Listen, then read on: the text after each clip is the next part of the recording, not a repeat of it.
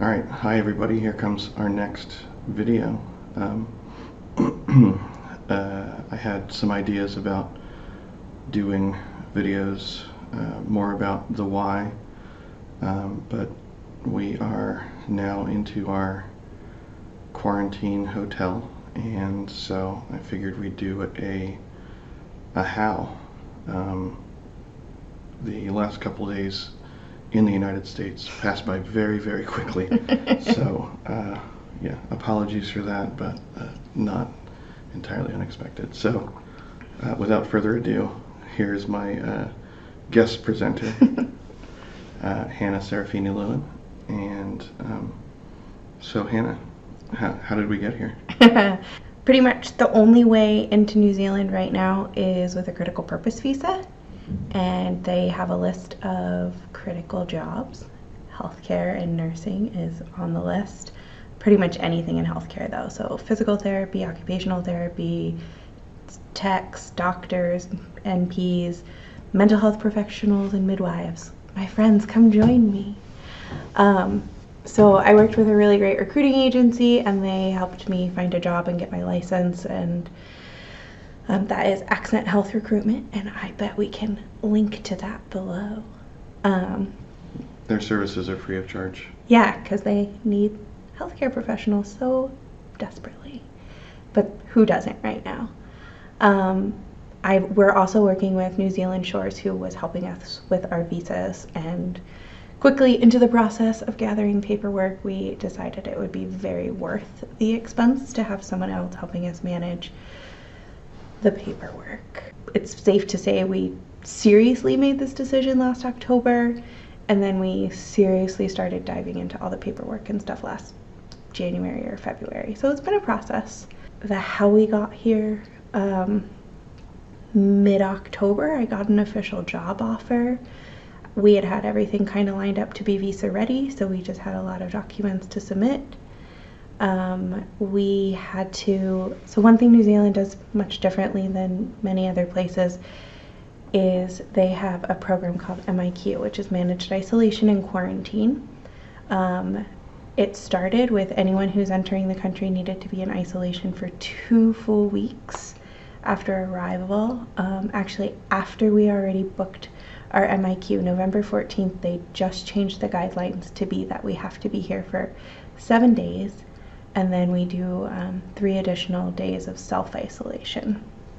So the process to book your MIQ was a government website, actually created by Deloitte. My friend Katie Miller knows the people now. So we had to do a reservation lottery type thing where we would log in an hour before they were opening the website.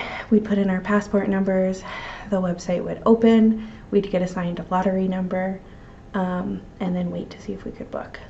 They were probably booking for like 3,000 rooms at a time, and the first time my number was like 35,000. So we did the process, I think, a total of 5 times.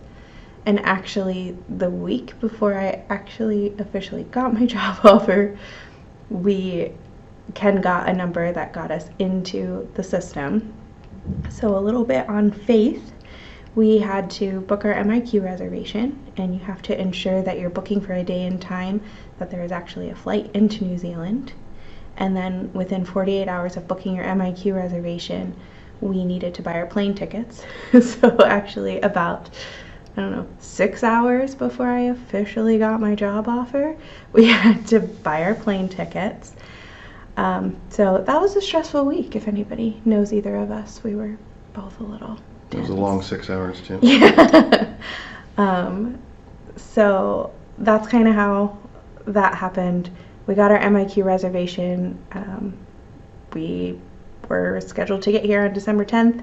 It's really hard to get into MIQ, and I had heard from other people who didn't have their MIQ reservation first, of being waiting 24 hours from go time to see if they'd have a room, and you can't get on your plane unless you have your MIQ reservation in hand. So once that piece happened, I got my job offer. As soon as I had my job offer, I was like, well, that's good because we're coming.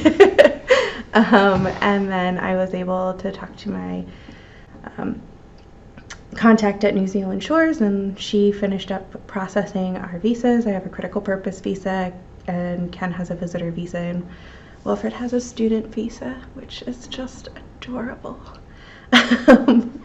So we had our visas and plane tickets and everything else. We had to get COVID tests on Monday before we left, so we did that just at CVS drive-thru.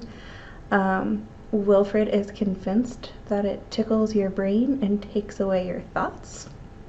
So I don't know who he's been listening to. We can add that to the conspiracy theory. I know, yeah. Not a fact, just to verify. Not a fact. We all had negative COVID results, so we had visas, we had MIQ reservations, plane tickets, and negative COVID tests. And our passports. And I don't know, 20 other bags, I think. We had 5 check bags. 2 roller suitcases for carry-ons, 1 backpack for a carry-on. We each had a personal item. We also had Wilfred's car seat and a car seat bag, so there was room for a few stowaways, like Appa and Hago Bago back there. Hago Bago the Stego. He was really excited to see those friends when he got his car seat bag.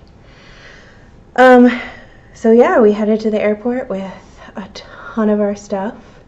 My mom booked an Airbnb in DC near Dulles, so we kind of had a little deep breath between that frantic, we have to pack everything and get it on the plane. I know Ken has referenced discussions about stuff before.